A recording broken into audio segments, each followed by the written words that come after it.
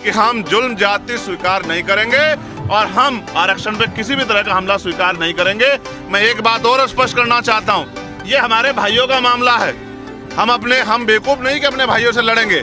हम अपने भाइयों से, डीएससी के जो भाई हैं, इस आंदोलन के बाद उनसे भी बैठ के बात करेंगे।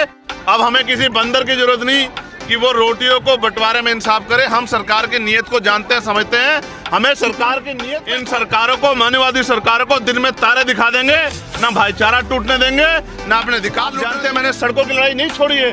मैं भले ही मेंबर ऑफ पार्लियामेंट हूँ, मगर मैं अपने समाज के लिए सड़कों पे हूँ, सड़कों पे था, सड़कों पे रहूंगा। लेकिन ये हमला अपने अधिकारों पे, समाज के अधिकारों बर्दाश्त नहीं किया। सर पे टोपी असपा की और झंडा बसपा का, और कैसे समाज के लिए लड़ रहे हैं नौजवान, आपने देखा।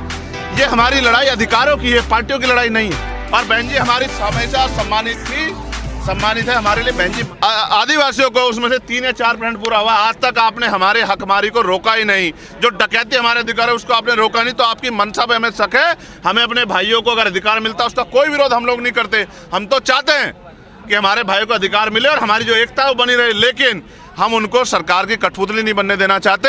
मैं अगर कोई टिप्पणी करता है, कम पढ़े लिखे, काम नहीं करते, नौकरी करते, मैं इस बात को स्वीकार नहीं करता। हमारा समाज है, हमें उसका हाथ पकड़ के ऊपर उठाना है, हमें उनकी हिस्सेदारी का ध्यान रखना है। लेकिन हम अपने लोगों में बंटवारा नहीं होने देंगे। इस बात की को भी सुनिश्चित करना, संकल्पित करना हमारी जिम्मेदारी है।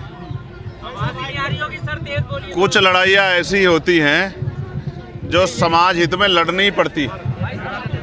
जब समाज कोई फैसला ले लेता है तो पार्टियों को पीछे जाना पड़ता है, समाज के साथ खड़ा होना पड़ता है। जब हम लंबे समय से सुप्रीम कोर्ट को देखते हैं, जब हम लंबे समय से भारतीय जनता पार्टी को देखते हैं, जब हम लंबे समय से उनकी सरकारें देखते हैं, जब हम लंबे समय से इस देश में वंचित वर्गों के अधिकारों पे जो कुठाराघात हो रहा है उसको देखते हैं, जब हम अपने लुटते हुए अधिकारों को देखते हैं, तो हमें समझ आता है। मैं आपको याद दिलाता हूँ, डॉक्टर बाबा साहब अम्बेडकर ने कहा था कि संविधान कितना भी अच्छा क्यों ना हो, चलाने वाले हाथ अच्छे नहीं होंगे, उनकी नीयत अच्छी नहीं होगी, उनकी नीति अच्छी नहीं होगी, तो अंततः संविधान बुरा साबित होगा।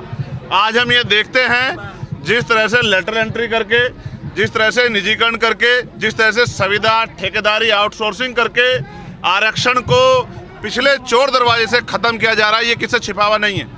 अभी भी 2 दिन पहले हमने जोरदार तरीके से विरोध किया, तब जाके 45 ज्वाइंट सेक्रेटरी जो चुपचाप बन रहे थे पिछले दरवाजे से बंद हुए। और अभी भी सिंगल पोस्ट निकाल कर जिस तरह से आरक्षण की धज्जियां उड़ाई जा रही है, ये भी छिपा हुआ नहीं है।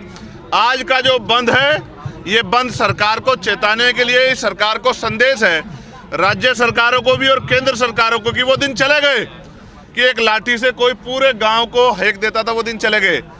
अब हम लोग तैयार हो चुके हैं। अब कहीं से भी एक भी अधिकार हम लोग अपना जाने नहीं देंगे। आरक्षण पे चोरी, आरक्षण की हकमारी नहीं चलेगी। हमारे अधिकारों पे जो डाका डाला जा रहा है वो नहीं चलेगा। जब समाज सड़कों पे घूम रहा है तो नेता ही बाहर बंगलों में क्यों रहे? नेता को भी सड़कों पे रहना चाहिए। मैं 2-3 जगह घूम के लोगों को आश्वस्त करके, जो लाठियां बिहार में चली उनकी जानकारी लेके, तमाम तरह से उन पे जो है सवाल खड़े करके, जिस तरह से भीमार में आजाद समाज पार्टी के नौजवानों को हवाई हैं, इस आंदोलन के बाद उनसे भी बैठ के बात करेंगे। और अगर कहीं कुछ ऐसा लगता है कि कहीं कहीं ऊपर अप डाउन हो रहा है, तो उसको बैठ कर सुलटाएंगे। अब हम इतने पढ़े लिखे हो गए कि हमें किसी तीसरे की जरूरत नहीं कि वो आके हमें हमारा इंसाफ करे। अब हमें किसी बंदर की जरूरत नहीं कि वो रोटियों को बंटवारे में इंसाफ करे। हम सरकार की नीयत को जानते हैं, समझते हैं। हमें सरकार की नीयत पे खोट है। हमें ऐसा लगता है आने वाले कल में आरक्षण को, जातिगत जो आरक्षण मिला है उसको आर्थिक आधार पे ले जाके, पहले जो ईडब्ल्यूएस किया गया, जो आरक्षण पे बहुत बड़ा हमला था, जिसको तमाम पार्टियों ने समर्थन किया था राजनीतिक बचाव में, जो कि गलत था। और अब जो है एक और जो फॉर्मूला, और उसके बाद कोई नया फॉर्मूला लाके इस देश में जो बाबा साहब अम्बेडकर ने संवैधानिक आरक्षण दिया है, संरक्षण के तौर पे, हिस्सेदारी के तौर पे, उससे खत्म करने का प्रयास किया जा रहा है। हम लोग इसे किसी कीमत पे खत्म नहीं होने देंगे। जब तक हमारे शरीर में लहू का आखिरी कतरा रहेगा, हम आरक्षण की भी, संविधान की भी, अपने लोगों की भी, सरकारी संस्थाओं की भी, और जो क्लोजम से बने जज हैं, जहां all India judicial services commission बना के SC, ST, OBC और सामान्य जाति के बच्चों को मौका मिलना जज का, वो जो लूट खसोट हो रही है उसको भी हम लोग रोकने का काम करेंगे। हम इन सरकारों को, मानववादी सरकारों को दिन में तारे दिखा देंगे, ना भाईचारा टूटने देंगे, ना अपने अधिकार लूटने देंगे, और किसी भी कीमत पे जब भी सरकार द्वारा कोई हमला होगा हम लोग घर नहीं बैठेंगे, संकल्प के साथ आज लोग हम लोग मैदान में। आप बताओ, पार्लियामेंट में सबसे पहले सरकार को ललकारने का काम चंद्रशेखर आजाद ने किया था, नहीं किया था? और क्यों किया था? क्योंकि हम सरकार से को समझते हैं, सरकार को जानते हैं। और आप ये बताओ, अगर ये विरोध नहीं होता तो ये 45 ज्वाइंट सेक्रेटरी सरकार बना रही थी, क्या ये बनते नहीं बनते? बताओ। पहले 63 बना रखे लेटर एंट्री के जरिए। मैं फिर कह रहा हूँ, आज समाज ललकार रहा है और उस दिन हमने ललकारा था, और ये ललकार तब तक जारी रहेगी। क्या तो हमारी आवाज को कुचल दिया जाएगा या फिर हमारे लोगों को अधिकार मिलेंगे। हम बेवकूफ लोग नहीं हैं, हम बाबा साहब अम्बेडकर को मानने वाले लोग हैं। और सत्ता में बैठे लोगों को देखिए, किसी प्रदेश में लाठी नहीं लगी अभी। सबसे पहली लाठी अगर लगी तो बिहार में एनडीए की जो सरकार है उनके नेतृत्व में लगी, जिस सरकार ने आदेश दिया कि लाठियों से पीटो, आंदोलन कुछ लो। और उसका परिणाम देखिए, एक एसडीएम को पीट दिया। उनको पीटना है, उनको ये नहीं देखना कि वर्दी से बाहर जो है वो SC ST OBC है, कोई अधिकारी कर्मी, उनको पीटना है, उनका लक्ष्य है पीटना। वो लाठियों से हम लोग डरने वाले नहीं। हम लाठियाँ छोड़िए, हम पिछले आंदोलन में हमने कुर्बानियाँ दी थी, हमने शहीदगी दी थी। हम लाठियों से नहीं, हम गोलियों से नहीं भी डरेंगे। अगर समाज के अधिकार बचाने की बारी आई, हम बाबा साहब को मानने वाले लोग हैं, हमारे और काशीराम साहब को मानने वाले लोग हैं, हम महामना रामस्वरूप वर्मा जी को मानने वाले लोग हैं, हम दीना माना वाल्मीकि जी को मानने वाले लोग हैं। मैं आपको स्पष्ट कर दूं, लाठी क्या, गोली भी चल जाए, हमारे खून का कतरा भी बह जाए, हम अपने अधिकारों को इतनी आसानी से इन सरकारों को छीनने नहीं देंगे, लूटने नहीं देंगे। मैं फिर आपको कह रहा हूं कि लाठी गोलियों का हिसाब आने वाले समय में समाज सूद समेत करेगा। इस बात का भी मैं सरकार को वचन देता हूं और मैं सरकार को भी चेताता हूं। शांतिप्रिय आंदोलन है, संवैधानिक आंदोलन है, मर्यादित आंदोलन है। इसको कुचलने का, साजिश करने का काम अगर किसी भी सरकार ने किया, मैं चंद्रशेखर आजाद, भीम आर्मी आजाद समाज पार्टी के कार्यकर्ता होने के नाते वचन देता हूं कि उस सरकार को तख्ता पलट करके रख देंगे हम लोग। इस पहले भी एक वोट से माननीय बहन जी ने सरकार गिरा दी थी। आने वाले कल में एक वोट बहुत कीमती है। एनडीए याद रखे, हमारे लोग जितने समाज के साथ खड़े हुए, जितने वो सांसद बन के गए SC ST के, अगर अपने समाज के साथ खड़े हो गए तो ये सरकार जमीन पे पड़ेगी। इस बात को आप याद रखना।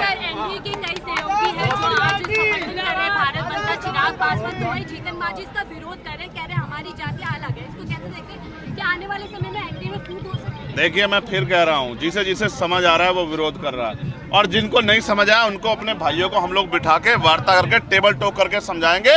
गोलमेज कॉन्फ्रेंस हुई थी या नहीं हुई थी? आंदोलन के बाद भी रास्ते होते हैं। हम अपनी एकता को टूट नहीं देंगे। जिनको चुनावी लाभ चाहिए हमारी एकता को अलग अलग करके, वो अलग लोग हैं। हमें अपने भाईचारे को बनाना, हम लोग टेबल टॉक करेंगे, हम उनके बीच में जाएंगे, हमारी जिम्मेदारी है। हम उनसे वार्ता करेंगे और उनसे कहेंगे कि बताओ कहाँ समस्या है, उस समस्या को हम लोग मिलकर दूर करेंगे।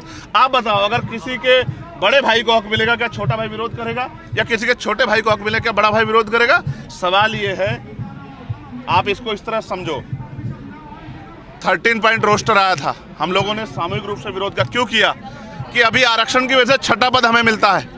3 से 4 पद निकाल के, एकल पद निकाल के जब आरक्षण को बिल्कुल जीरो कर दिया गया और सामान्य जाति के लोगों को भर दिया गया, तो हम इस षड्यंत्र को समझते हैं, इसलिए हम लोग इसका विरोध करें। इसलिए नहीं कर रहे हैं कि हमारे भाइयों को कुछ मिल रहा तो हम विरोध क्यों विरोध करेंगे? अगर ये 2 नौकरी हमारे भाइयों को मिल जाती है, 2 नौकरी चंद्रशेखर पासी, चंद्रशेखर जाटव के अलावा चंद्रशेखर वाल्मीकि को मिल जाती है, अतुल वाल्मीकि को मिल जाती है, हमें दिक्कत नहीं है। बात नौकरी की नहीं है, हमारी एकता नहीं टूटनी चाहिए जो सरकार तोड़ना चाहती है। 2 नौकरी अगर डोम को मिल जाती है, हमें दिक्कत नहीं है। नौकरी की बात थी नहीं। हम एक ग्रुप है, हम एक ताकत है, हम एक शक्ति है।